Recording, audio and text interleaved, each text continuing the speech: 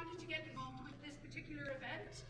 I grew up alongside Des, and I'm actually really inspired by a lot of folks in this room.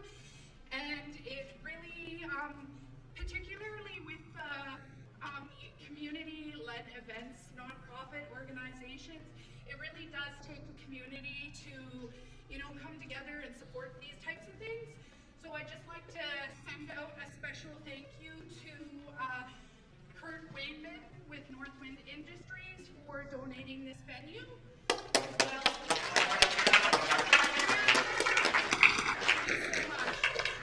It really is, the generosity from sponsors like Kurt is so important for events like this, as well as all of the volunteers, all of the people, the talent that is going to be performing for you this evening. This is so encouraging to see. Inuvik is such a talented place, and I'm so happy to be part of something that's looking to showcase that, as well as Arctic Pause. Like, it really, it takes a special group of individuals to, put all your energy and volunteer towards, initiatives that are really supporting our communities and, improving the quality of life and empowering our communities just to be a better place. And today, this evening, Arctic Pause, we're putting all our support towards you, but we really realized with the organizing and planning that this could be, a continuous project and, just continuous support for the community. So I'm looking forward to, And specifically, Des, it's because of folks like you that I grew up with that, seeing you put yourself out there and, just taking a dive, grabbing the bull by the horns and getting in, setting up these types of events, it really inspires me, and I can't wait to see what else happens. So thank you.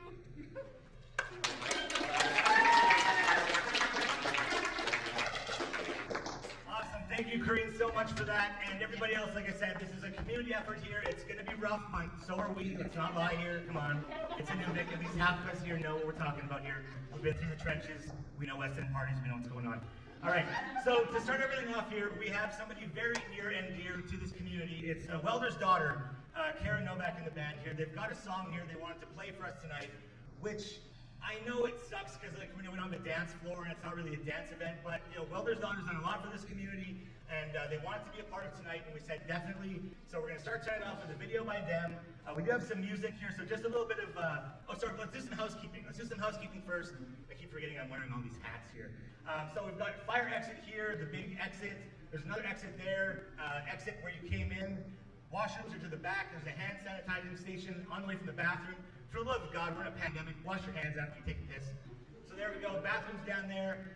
What else have we got here? We got water there. If you're looking for water and you get parched and you're like, I'm going to faint because I'm laughing so hard and I'm about to black out, that's perfectly normal. We have water bottles in the back for you if you'd like that. We are asking that people keep their masks on the floor. That was the one thing that we were the government was like, we have to have this. So if you're drinking or eating, and you're eating really slow or drinking really slow, shit, I can't tell you what to do. But we ask that if you're on the floor, keep your mask on. Performers up here will have their masks off, or they'll be wearing chin diapers like I have on right now. Very fashionable, by the way, very fashionable. So tonight, like I said, we've got Welder's daughter here. We've got Matt Judek here. We've got Eva Crowder-Quill. She's going to be doing a slideshow here. We've got Chris Bruckner and Aiden Kunisi playing some music for us tonight. We've got Marty Solotki telling some stories, telling some jokes.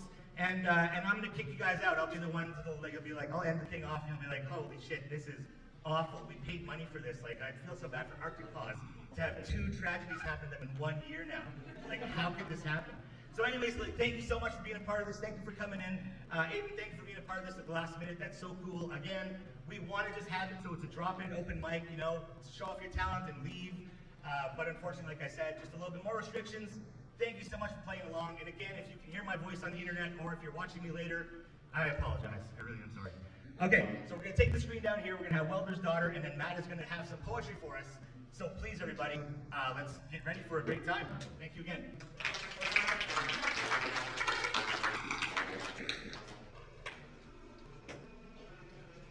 How anticlimactic. I should have done this earlier. Take a second.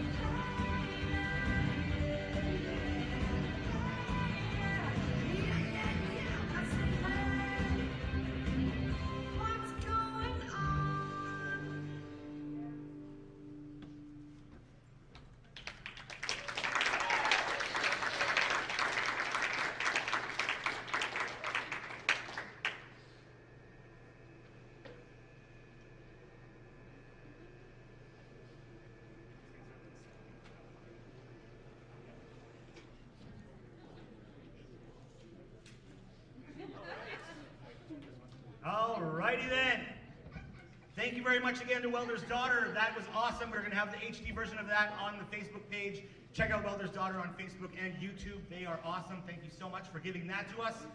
Right now, I want to start us off here with a little bit of poetry, a little bit of storytelling here. Matt Judik, please come take the stage. Everybody give it up for Matt here.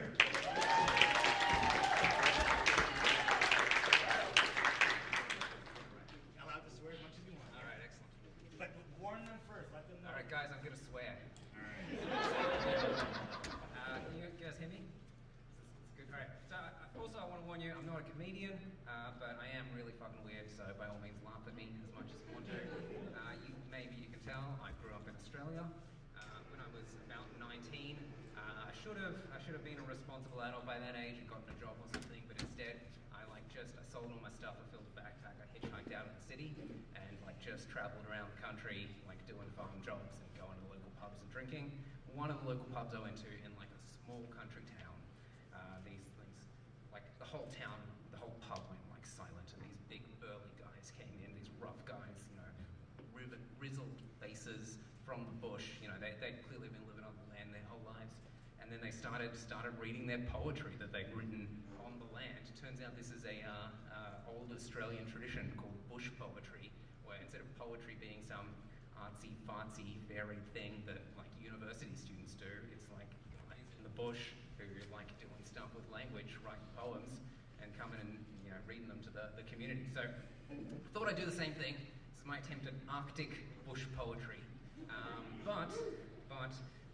Okay, I've been out on the land a few times, especially when we lived in Toledo. I did a little bit of hunting, a little bit of trapping, stuff but really what I do is I sit in front of a computer all day doing math. That's my job. And think about bush poetry, it's got to be honest. It's got to be honest, it's the main thing. So this one's called Arctic Statistician.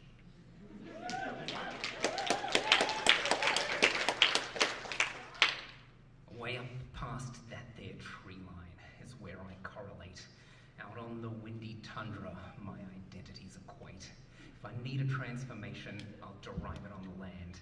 Those folk down in the cities, they wouldn't understand, 'cause I'm not on some cozy tangent absorbing midnight sun. I make my math the hard way, and I'll tell you how it's done. If I want to feed my family, I'd best get off my ass, head out into the real world where the integers are sparse. I'll fuel up my binomial till the power's getting high, then diverge across them frozen lakes that expand right to the sky. My walks may just seem random while I'm seeking out my prey. I'm watching for a herd or flock stretched out like a Markov chain.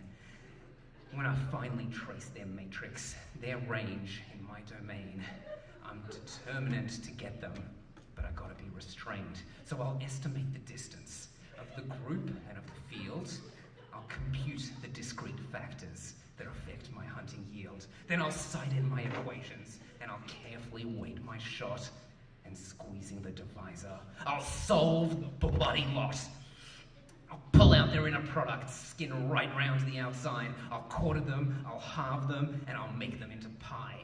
The northern lights above me, the air biting my face, regressing and predicting this glorious subspace. I'll tan the complex numbers, I'll scoop out both their eyes, I'll dry them out and smoke them good till the real part simplifies. I'll track down hidden data, I'll scoop out both their eyes,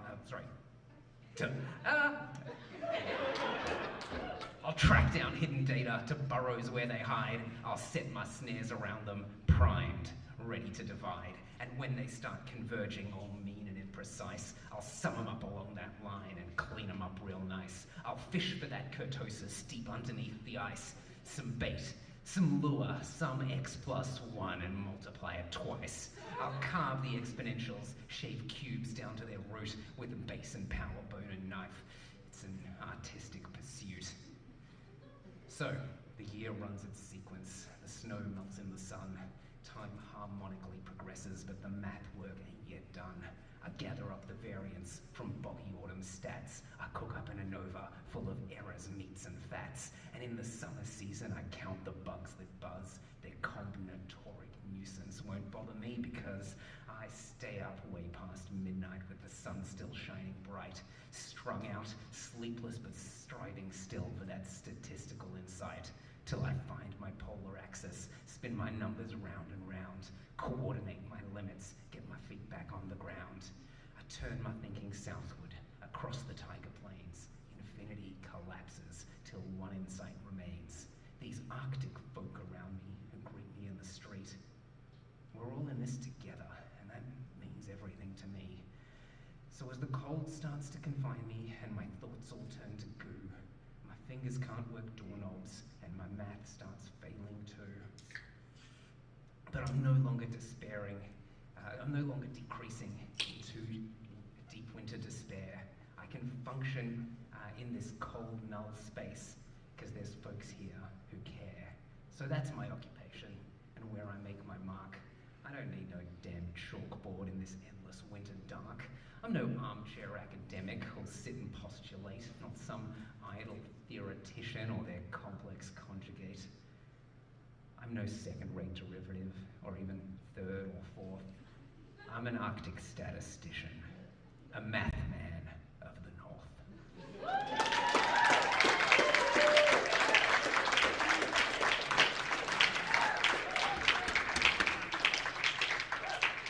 All right, I'm going to give it up one more time. Matt Chudik, thank you so much. Wow. I want to hear more of that. He's got more there. We definitely want to hear more before the night is over. Thank you so much, Matt. That is great. That is great. Okay, everybody. So, again, the reason we are here is not just to laugh and clap and have a good time and get together in a group and kind of bring back that feel of normal.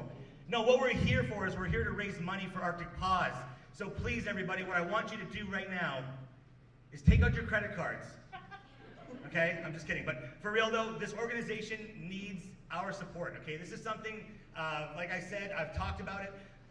Cabin radio, I said it was very near and dear to me, and that sounded pretty douchey when it came off in print. What I meant is the organization, they kind of really shortened it down. My dog is very near and dear to me. My little Jake Cubs, my little Jake the dog, is my best friend. I apologize. We don't even know where this is. The dog is number one to me. My wife and daughter, sure, okay? The wrestling belts and the arcades, sure, after that PS5, for sure. But my dog is my best friend, and it's so cliche to say it, but this little guy is just so near and dear to me. This is why I'm doing this, because Arctic Paws has helped us out. So what I'd like everybody here to do, and I know you've already given by being here, but please, if you can, pressure the fuck out of your friends to give more money, okay? That's what we want, okay? We want them to have as much money as possible for this first event, so they can say, hey, this actually did something for us, and then other organizations will be like, please, Des, put on another event for us here. We want to see more stuff, because we want to put on wrestling. We want to put on tons of stuff here in the community. So as soon as we are allowed to, we will. Please believe. Please believe. Up next here, we've got Eva Crowder-Quill. She's got an awesome presentation for us. We are going to get edutained, everybody, because it's a PowerPoint. I don't know, that's a word I just made up here. So please, Eva, come to the stage here. We'll prepare for that, and let's keep it rolling, everybody. Come on.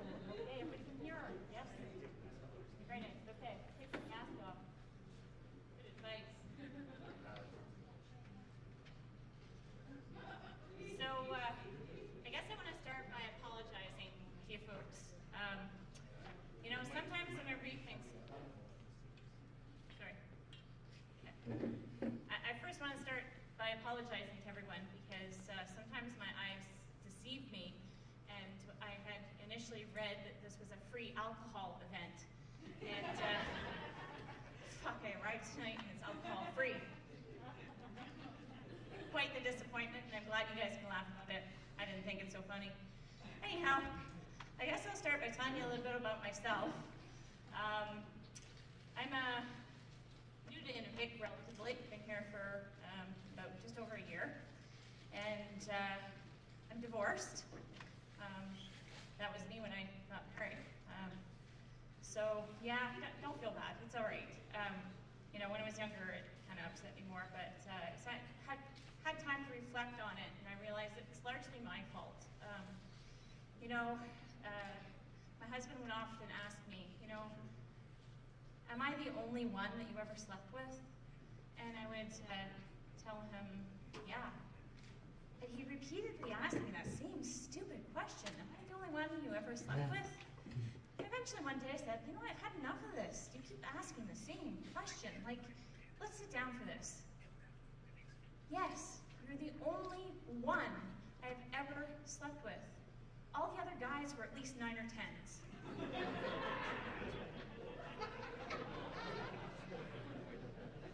That was the end of that marriage. Anyhow, well, so I also don't have children, and so I spend a lot of time with my nieces and nephews to be entertained. I guess I'll show you my niece. She's really cute. She's the littlest one. But I'm not really great. I guess it's a good thing because I'm not really great with children.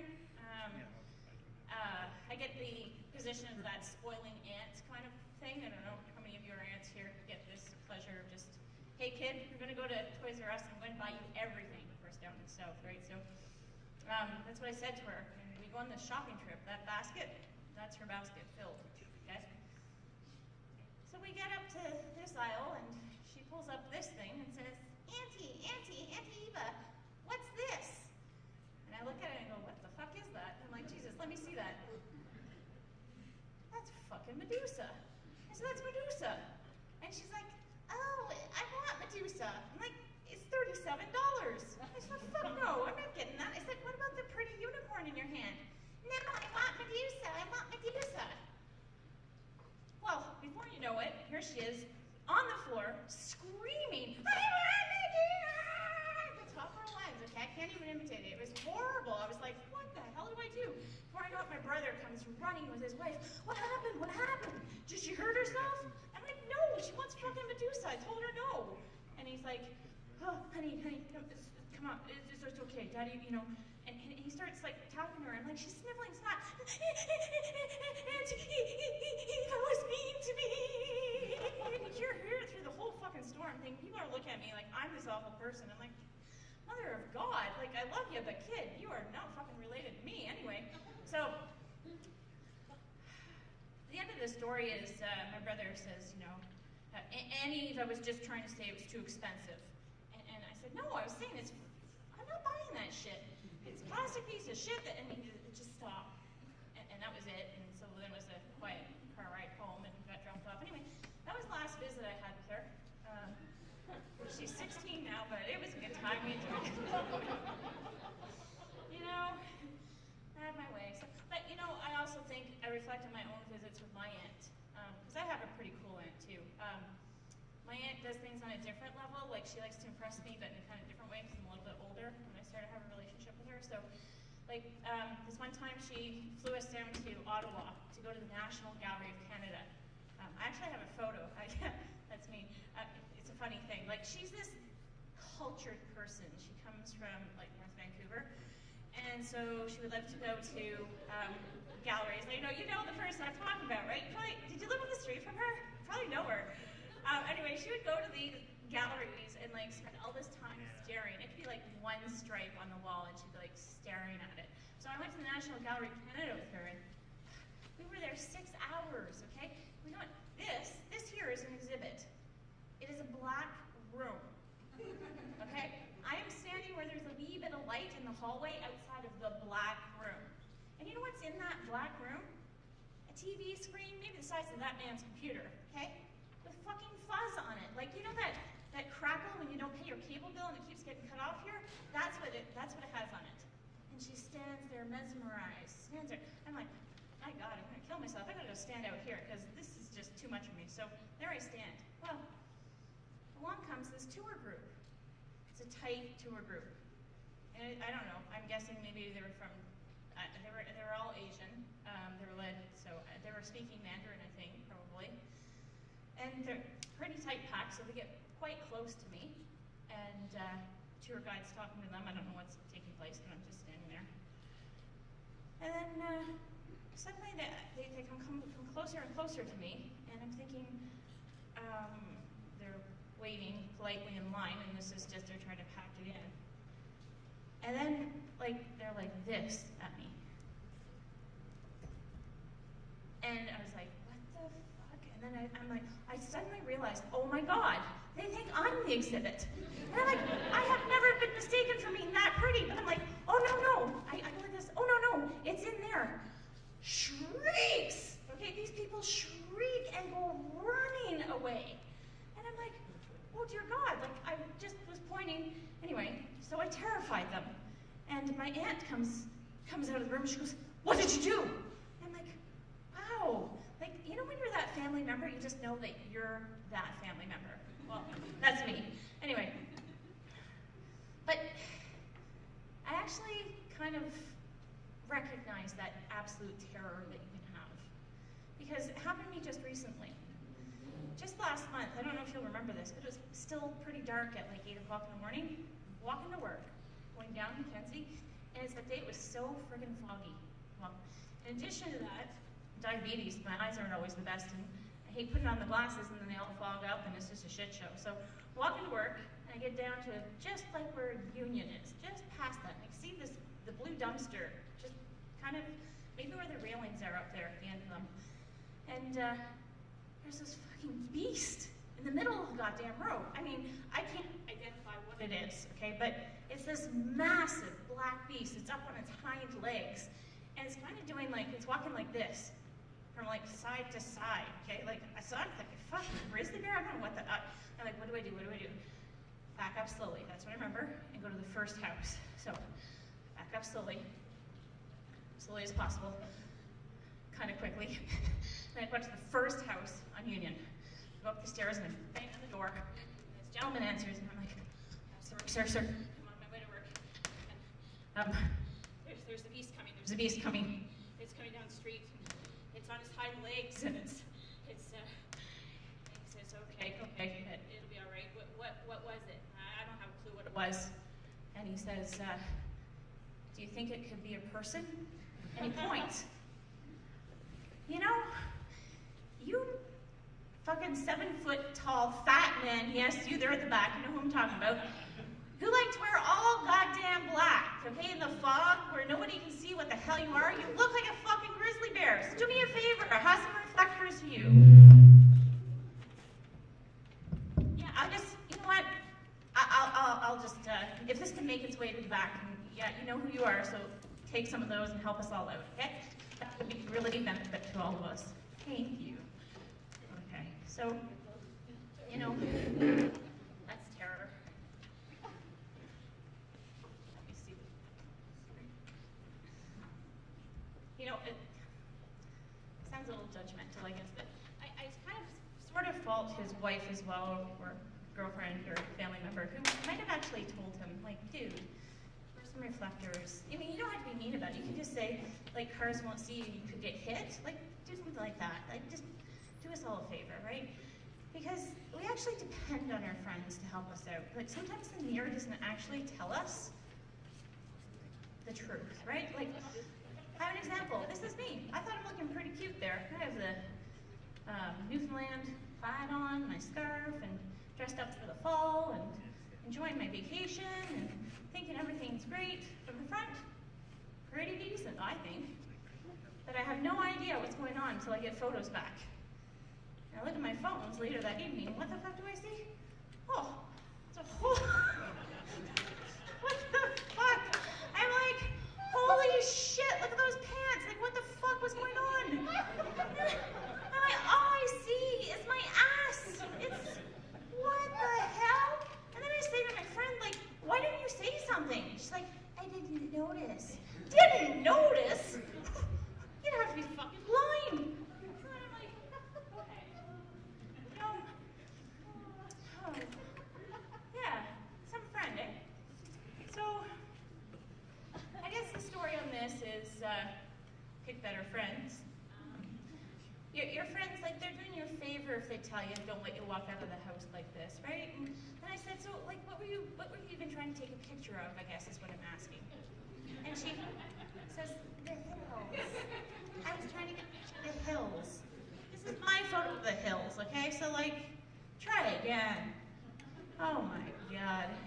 Okay, well, I'm hoping that while I'm here I'll make some better friends. Anyway. Well, I believe in honesty as well, and it doesn't matter who it is. It doesn't matter if it's family, if it's friends, even my employer. I believe in honesty. So I worked down south at a shelter. It was actually a really great job. I worked at midnights there, 21 years. And one of the things we do on midnights when it was slow was like decorate the place, right? So it's Christmas. And I try to be culturally appropriate, like, what will I decorate the place with? And I thought, well, you know what? Snowmen. Snowmen are great, right? So put a snowman in the supervisor's door and I'm all happy about it. Then she comes walking in to work that morning. Like, how the fuck would I know that my supervisor would show up looking like the goddamn snowman I just put on her fucking door? I'm like, I'm cursed, right? Like, but I said, hey, Genevieve, just a second, wait, stop right there.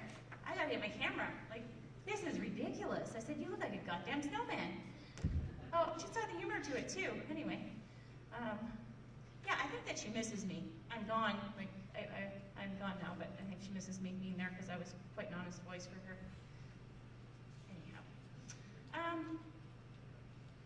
You know, I've been thinking actually, I'd be pretty good as a trainer. And, oh, no problem. Yeah. Oh, new mic, look at this. Upgraded.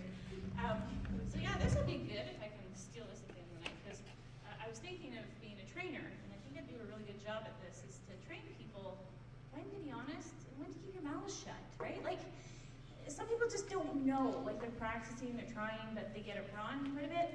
Well, there's a golden rule. So here's my rule.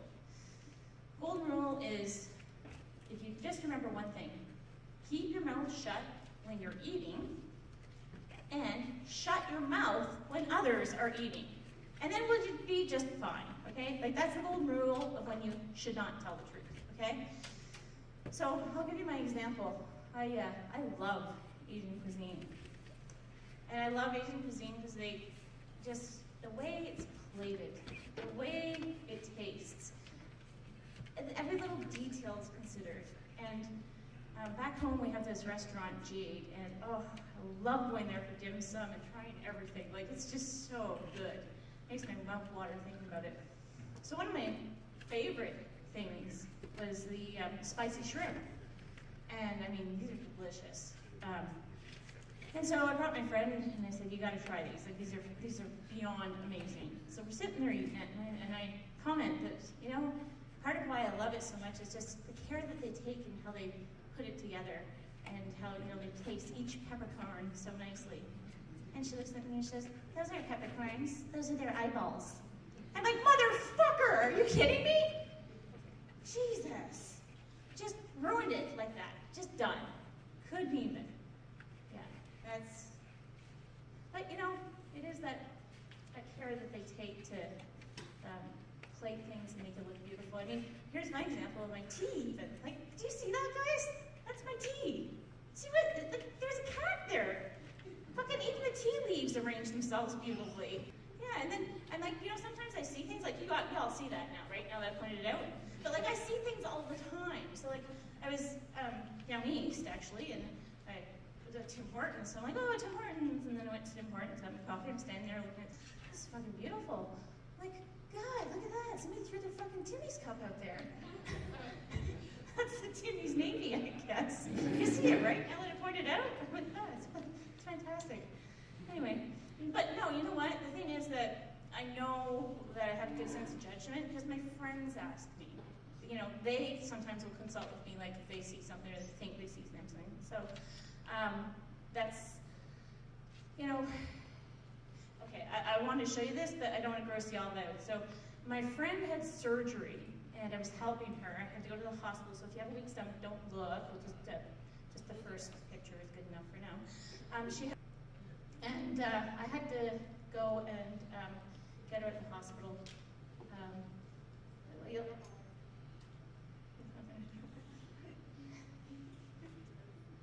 Okay, well, it's okay. I can describe it for you. So her foot has pins literally stuck into it, in the side, in through the first toe, through the second toe. And she meets me in the operating section in the recovery or whatever, and I have to carefully get her out, so we're leaving. And we're making our way through the waiting area, kind of area, and the reception area, and then out towards the front. And she goes, oh God, I gotta sit down. I'm not feeling good. I'm not feeling good. Like, what's going on? Is your foot okay? Or were you all right? Are you all right? She said, oh, my foot's fine, but I'm seeing things. I said, I'm sorry, you're what? I think I'm seeing things. Seeing things? Jesus Christ, what are you seeing? She was, I think aliens in the waiting room. Like, aliens in the waiting room? Like, where? And then I look over, I'm like, holy fuck, sit in this wheelchair now, we're going. And I fucking run to the door, I get stuck in the revolving door with this wheelchair, I'm jamming it, she goes, my foot. I'm like, no, you're not delirious, unless it's contagious. There's fucking aliens here. Or this woman doesn't have an honest friend, I'm not sure which it is, but holy shit. I really wish you could see these slides now, because you'd understand, but you'll see it soon enough. It's a scary, scary thing. So, again, I'm left wondering, did she just not have an honest friend, or are there aliens invading this earth? So, I'm reading the status of this photo.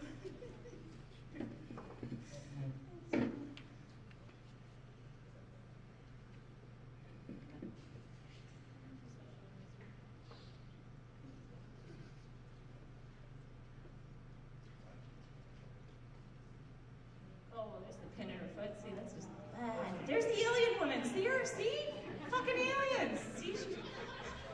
It's scary, right? I know. I'm like, does this just happen to me? Like, what the hell? Holy shit. So, yeah. But sometimes I see things too. And I can tell you about a surgery that I had, actually. Years ago, and when you're under anesthetic, anybody else have this experience of seeing things when they're under anesthesia? No? Okay. Well, this one's a good one. I had a surgery done, and in the recovery room, and I wake up, and I look over, and there's this mirror, and I see that they fucking dyed my hair. Now, you have to understand that I had really, really, really red hair when I was younger. Like, really red. I dyed it and had the pink highlights underneath. It was really cool. But I look over and I'm like, holy fuck. They dyed my hair. They fucking dyed my hair. What the hell? You ruined my hair. So I start screaming, my hair. You ruined my hair. You ruined my hair. It's blind. Look, you ruined my hair. And I'm pointing and I'm screaming. And the nurse comes over and she keeps shoving me back like this. No, honey, you'll be fine. Just sit back. Just sit back, honey, you'll be fine. And the more she does that, the more I scream, you ruined my hair! Look at me in the fucking mirror! You ruined my hair! You ruined my hair! Anyway, and then at some point I conk out. I don't even remember. But I just remember being so upset at the fact they fucking dyed my hair black. Well, I was in the operating room for surgery on my chest, so like, what the fuck? Anyway, so I come to again, and I look in the mirror, I'm still quite angry. And there's this Asian woman lying beside me in a bed. And I realized there was no fucking mirror. I was pointing at her the whole time, yelling and screaming. And she just asked me, you okay? Polite. They think comedians are polite. Jesus. She did a whole lot better job than I did. Anyhow, so about seeing things, now I don't even need anesthesia to see things, okay? So Greenhouse had their little yard sale thing or whatever, and went over. Her friend Britt there, we went together. And you don't make decisions very fast. Anyway, she kind of stands there and debates. Do I get this air chamber? Don't I get it? Should I? Spend a lot of money. I shouldn't. And one of those things, right? So I'm just like, should or get off the pot, let's go. Anyway, she says, okay, I don't think I'll spend the money, and we leave. I get home and I get this text.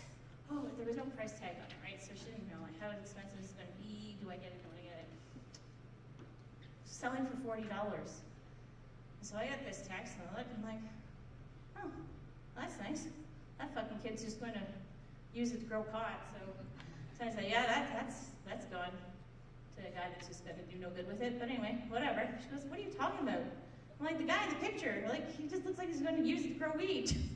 She goes, what the fuck? I'm like, the guy with the ball cap. And then I had to pull it up and look. I'm like, oh, okay, well, yeah, okay, I guess. I didn't realize it was fucking Scarecrow. Thought it was a bad teen. As well, never be in policing, anyway. So yeah, that's how I see things now. I don't even need anesthesia anymore. Anyway, but sometimes I actually see things and I'm like, no, I really did see that. Did you see that? So there's this ad that plays all the time on TV, and I'm like, I hate this ad, but there's something that I see, and I'm like, did you see this? So we'll just watch it together, and I want to know your thoughts. Okay, we're gonna play this. We don't have to play the whole thing, just a little bit. Excuse me, can I interest you in a Canada Protection Plan life insurance policy? Guys. Did you know that our rates are among the lowest in the country? At Okay, we're gonna Canada stop it. Protection Plan, Did you guys see that? You didn't see that? Like the woman walking her dog and lets it shit, doesn't kick up after it, and then fucking walks through it? You didn't see that? I swear to God it happened. Like, you didn't all watch it with me just now? Okay, let's rewind it and see again. I'm telling you, it happens. I'm like, did you guys see that? excuse me, can I interest you in a Canada Protection Plan life insurance policy? Did you know Look. that our rates are among the Shits. lowest in the country? And she walks right through it. Okay, so, like, what the fuck? They're selling life insurance. Okay, so, like, if that's how irresponsible you are with your, like, do I really want to buy my life insurance? Doesn't seem like a very good decision to me. But, you know, I'm starting to realize I'm starting quite judgmental. I don't want you guys to think that of me. I mean, I make poor decisions every day. I go shopping at Northmart, for God's sakes. Oh, shit. You know, desperate times, desperate measures. Anyhow. Okay, maybe that was a little harsh. Thanks be to our sponsor, Northmart.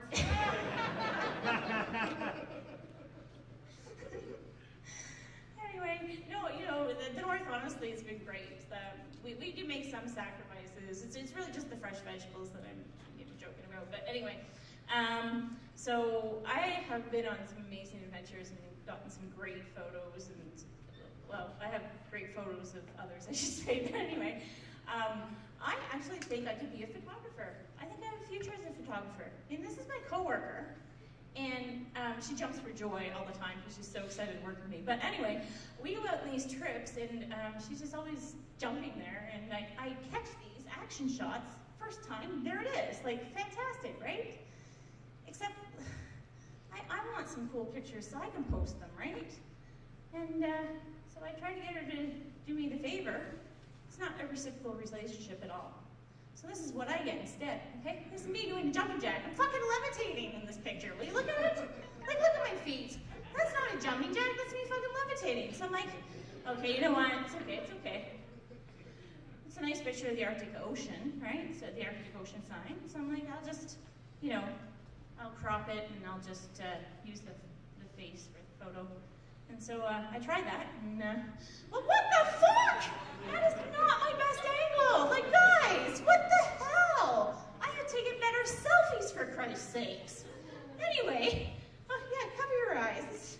It's terrible. So, you know, I don't even know what to say at this point. Like, I have some great trips planned for the future, the summer especially, and so I either need to find some new friends who are more capable, or Victoria, you need to improve your skills. I don't know which. Yeah. So that being said, let me see where we're at. Let me tell you about my plans for the summer, actually. I love to go places where they do really cool things, where you can maybe get a certificate because you've done something really great, and maybe there's a little challenge or something unique about the place. So I went to Newfoundland and I got screeched in. Does anybody know what that is? I mean, screeched in? Oh yeah, you've done it, eh? Oh good, the table sitting with the liquor's done it. That's awesome. Okay, this is great then, you'll understand. So I mean, nothing looks bad about this. Like, what could go wrong, right? You have meat, you have candy and you have liquor. Like, what could possibly go wrong? This seems like a good setup. Well, there's a codfish, but like, hey, it's all good, right? So, well, let me just say, we can go to the next. There are girls who can kiss a frog and make them a prince, and well, then there's me. So, this is how my screeching in went. Absolutely could not kiss that cod. Did you kiss the cod? Did you manage? You're one of the girls who can kiss a frog, then. Okay, well, you can go ahead and show them what happened to me. Jesus Christ. Again, now, here's my question is, how do these photos turn out so fucking good? Action shots, and she got every one of them. Right? But you can't get me doing a jumping jack, but you can get me looking like this. Thanks. Thanks a lot. I have good friends. So that's kissing the cod. That just got it started. Well, I also sort of failed to mention that I'm not really good at drinking alcohol. So the alcohol photos look even better. So, yeah, this is me doing the alcohol. Like, fuck, why did I even sign up for that, right? So, here's the deal. This summer I'm going to Dawson City. And you know what I'm going to do? I'm doing this sourdough. Yes, I am. Yes, I am. I'm doing the sourdough. You know it, okay? So, okay, what I'm doing is I'm practicing, okay? I'm practicing so I can get this good. And so, you know what I'll do? I get a little audience involvement here. You guys are kind of looking like you're getting sleepy, so this table here is going to help us out.